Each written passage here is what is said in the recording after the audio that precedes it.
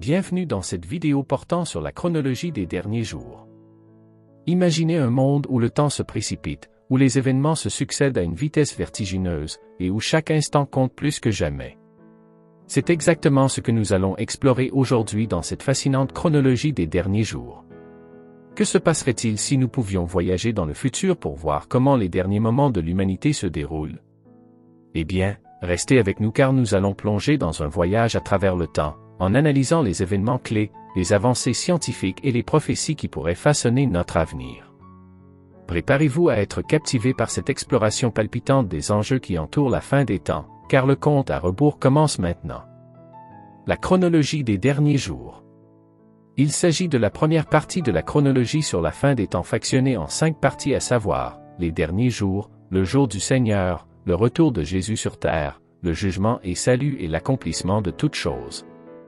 Cette première vidéo va donc porter sur la chronologie des derniers jours.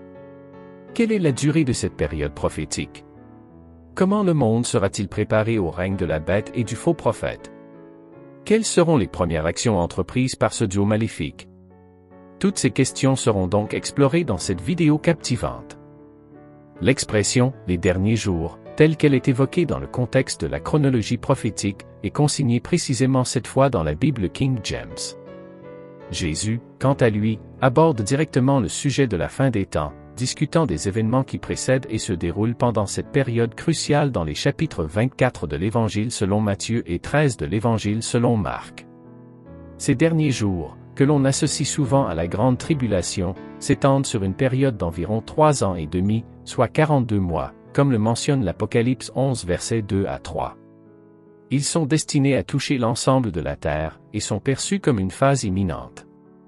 En effet, ils surviendront peu de temps avant la seconde venue de Jésus, caractérisée par le règne de la bête et du faux prophète. Ces entités dirigeront le monde en imposant leur vision contrefaite du royaume de Dieu, marquant ainsi un chapitre incontournable dans la chronologie des événements eschatologiques. Les 42 mois, tels qu'ils sont explicités dans les passages bibliques, vous pouvez consulter l'Apocalypse 11 versets 3 et 12 versets 6, marque la dernière étape cruciale qui précède le retour de Jésus, et il présente une précision qui mérite une attention particulière. Cette période peut être analysée sous l'angle de 2 phases distinctes, chacune possédant ses caractéristiques propres. La première de ces phases s'étend sur une période approximative de 2 années complètes, soit 24 mois. En revanche, la seconde, qui équivaut au « jour du Seigneur », selon des références bibliques telles qu'Ésaïe 2 verset 12, Joël 2 verset 11 et 2 Pierre 3 verset 10, se déploie sur une période d'environ 18 mois. Il est essentiel de noter que cette deuxième partie de la Grande Tribulation représente une manifestation du courroux divin, décrétée en réponse à l'obstination de l'humanité dans ses voies dévoyées, marquant ainsi un chapitre significatif dans le contexte des événements eschatologiques. L'apôtre Paul, dans une lettre adressée à son ami Timothée, a formulé des mises en garde pertinentes au sujet de la période précédant le retour glorieux du Christ. Il a prévenu avec des paroles profondes, « Sachez aussi que dans les derniers jours, des temps difficiles viendront » 2 Timothée 3 verset 1. Pierre, également, a émis des avertissements à l'égard de l'Église, lui rappelant l'état du monde tel qu'il se profilait à l'approche de son dénouement 2 Pierre 3 verset 3. Ces avertissements, formulés par des figures bibliques majeures, témoignent de l'urgence du temps à venir et de l'importance de demeurer vigilant dans la perspective de la fin des temps. Préparer le monde. La préparation du monde en vue des événements à venir s'avère être un processus complexe et multifactoriel, tel que clairement exposé dans les Écritures bibliques. La Bible décrit en détail une série d'événements qui s'entrecroisent pour constituer le prélude à la grande période de tribulation.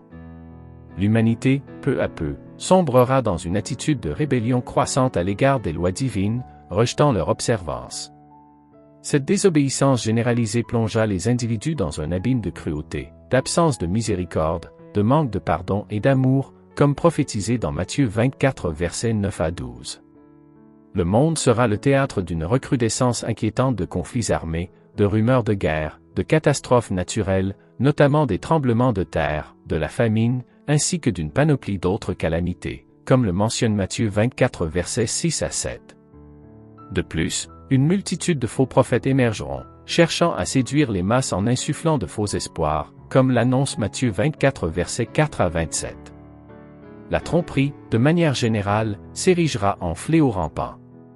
Une autre facette de cette période critique réside dans le fait que de nombreux individus se réclamant du christianisme, autrefois fervents croyants en Dieu, finiront par délaisser leur foi pour échapper aux tourments qui marqueront cette phase finale, comme cela est évoqué dans 2 Thessaloniciens 2 versets 1 à 3. Avant l'avènement public de la bête, du faux prophète et des 2 témoins, un temple sera érigé à Jérusalem. Ce lieu jouera un rôle central dans les événements à venir, car c'est là que sera déclarée l'abomination de la désolation, prétendant être Dieu incarné et exigeant une adoration inconditionnelle, comme prophétisé dans Matthieu 24 verset 15, 2 Thessaloniciens 2 versets 1 à 4. Ces éléments captivants de la prophétie nous invitent à plonger plus profondément dans la compréhension des signes des temps à venir et de leur signification dans le cadre de la fin des temps. Pourquoi est-ce si mauvais?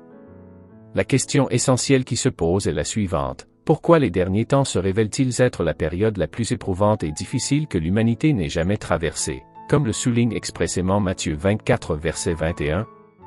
Cette difficulté exceptionnelle résulte en grande partie du fait que cette phase cruciale imposera à tous les êtres humains de faire un choix décisif, chacune des options disponibles étant inextricablement associée à la douleur et à la souffrance. En optant pour l'obéissance et l'adoration de la bête au cours de ces ultimes instants, pour éviter la colère du diable, ce qui pourrait prolonger quelque peu la durée de la vie terrestre. Néanmoins, cette orientation s'accompagne d'un coût astronomique, puisque ceux qui font ce choix subiront d'atroces châtiments infligés par Dieu, comme le prophétise Apocalypse 14 versets 9 à 10. D'un autre côté, choisir de se soumettre à l'Éternel permet d'éviter le courroux divin, comme le rappellent des références bibliques telles qu'Apocalypse 9 versets 4 et 18 verset 4. Toutefois, il convient de souligner que ceux qui opteront pour cette voie seront inévitablement perçus comme des dissidents et des ennemis du monde, exposés aux persécutions et aux martyrs, conformément aux prophéties citées dans Apocalypse 6, 7, 13 et 15. Ainsi, ces choix déchirants, sur fond de tensions apocalyptiques, insufflent un sens profond à la période des derniers jours, où chaque décision peut influencer de manière décisive le destin des individus. Dernière attaque du ciel. La dernière bataille céleste qui se profile à l'horizon sera orchestrée par nul autre que Satan lui-même, le diable, qui fera une tentative ultime pour renverser le contrôle de l'univers et le soustraire des mains de Dieu. Dans cette entreprise désespérée, il sera accompagné de son sinistre armée maléfique. Cependant, ce dernier soubresaut de rébellion se soldera par une défaite inéluctable aux mains des anges justes. À la suite de cet échec rémanent, Satan et ses suppléants seront expulsés du royaume céleste et bannis de manière définitive vers la terre, leur interdisant tout retour, comme cela est clairement décrit dans Apocalypse 12 versets 7 à 10. La période qui se dessine sous le règne visible de Satan sur terre se caractérise par un paradoxe d'une rare complexité. D'un côté, les chrétiens, en grand nombre, seront cruellement persécutés et sacrifiés, alors que les individus qui suivent d'autres voies se verront contraints de servir l'agenda démoniaque. D'un autre côté, dans ce climat des derniers jours, une étrange dynamique se manifeste, où de nombreuses personnes parviennent à amasser richesse et prospérité. Ces dualités d'événements et de destins qui coexistent témoignent de la complexité et de la profondeur des enjeux en jeu à l'approche de la fin des temps. Lieu de protection. La notion d'un « lieu de protection » revêt une importance cruciale dans la perspective des événements à venir. Il convient de noter que ce privilège de protection ne sera pas accordé à tous les chrétiens, mais à un groupe sélectionné. Selon les Écritures, un nombre choisi de croyants sera miraculeusement transporté vers un sanctuaire terrestre spécifique pendant la période de la tribulation, comme en témoignent les passages bibliques d'Apocalypse 12 versets 6, 14 et 13 versets 5. Dans cet abri providentiel, ils échapperont aux horreurs engendrées par le gouvernement mondial de Satan, échappant ainsi à la tourmente qui prévaudra durant cette phase critique. Ces âmes bénies seront tenues en vie durant les derniers jours, dans l'attente vigilante du retour tant attendu du Seigneur, comme l'annonce 1 Thessaloniciens 4 versets 16 à 17 et 1 Corinthiens 15 versets 51 à 53.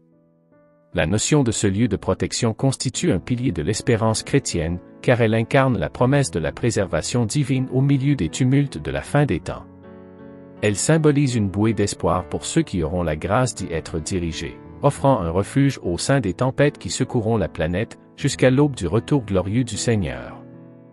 Marque de la bête. Après l'instauration du règne de la bête et du faux prophète sur la terre, il s'ensuit un sombre chapitre de l'histoire prophétique où ces puissances exigent impérativement que chaque individu humain soit pourvu d'un sinistre marque. Il est impératif de souligner que quiconque manifeste une réticence à accepter cette marque se retrouvera confronté à des conséquences graves et dévastatrices. L'Apocalypse 13 versets 14 à 17 révèle que ces dissidents, outre l'impossibilité d'effectuer des transactions commerciales, se verront traqués en raison de leur désobéissance obstinée et, en fin de compte, condamnés à la mort. L'évocation de cette « marque de la bête » s'avère être un élément central et sinistre des prophéties relatives à la fin des temps, dépeignant un monde où le pouvoir tyrannique contraint l'humanité à une soumission absolue, sous peine de subir un destin tragique. Ce schéma terrifiant souligne les choix moraux et spirituels cruciaux qui se présentent à l'humanité, un climat de pression et d'oppression sans précédent, offrant ainsi une perspective inquiétante sur les enjeux de la fin des temps. Martyrs des saints. Il est essentiel de noter, en dépit de ce que prétendent certaines organisations religieuses, que tous les chrétiens ne sont pas destinés à être transportés dans un enlèvement secret dans les derniers jours, échappant ainsi à la colère du diable qui se manifestera. Selon les Écritures, une réalité incontournable se dessine, de croyants subsisteront véritablement sur la terre durant cette ultime période marquée par les gouvernements humains. Qui plus est, il est clairement stipulé que le bon nombre d'entre eux, et peut-être la totalité, refuseront de succomber à la pression et à l'obligation de recevoir la marque de la bête. Cette décision les désignera comme des cibles de persécution, une persécution qui, malheureusement, les conduira inévitablement au martyre, comme en attestent les passages bibliques de Matthieu 24 versets 9 et Apocalypse 6, 12, 13, 14. L'idée du martyre des saints, au milieu des bouleversements eschatologiques, constitue un aspect profondément troublant des prophéties bibliques. Elle souligne la détermination inébranlable de certains croyants à rester fidèles à leur foi, même au prix de leur propre vie, en résistant aux pressions et aux menaces. Cette dynamique offre un aperçu de la perspicace des choix moraux complexes qui se présentent en ces temps critiques, révélant ainsi les implications profondes des décisions prises face à la persécution et à la pression spirituelle. Alors que nous achevons cette première partie de notre exploration de la chronologie des derniers jours, nous avons plongé dans un univers fascinant, fait de prophéties, de choix cruciaux, de persécutions et de bouleversements. Mais l'histoire est loin d'être terminée. La seconde partie de notre chronologie en 5 parties sur la fin des temps de notre voyage nous mènera vers un point culminant encore plus mystérieux et crucial, à savoir, le jour du Seigneur. Dans la deuxième partie, nous découvrirons les événements incontournables qui caractérisent ce moment transcendantal. Nous examinons les prophéties, les signes et les enseignements qui nous guideront à travers cette période d'une importance capitale. Alors, ne dépasse pas la suite de notre exploration des chronologies des derniers jours. Cliquez sur le lien ci-dessous pour plonger dans le jour du Seigneur, un chapitre captivant qui révèle le sommet de cette aventure prophétique. Merci de nous avoir rejoints aujourd'hui, et à très bientôt pour la deuxième partie de notre périple. J'espère que cette vidéo vous a été inspirante et instructive. N'hésitez pas à partager vos réflexions et vos témoignages dans la section des commentaires ci-dessous. N'oubliez pas de vous abonner à la chaîne et de cliquer sur la cloche de notification pour être informé des prochaines vidéos. Soyez richement bénis.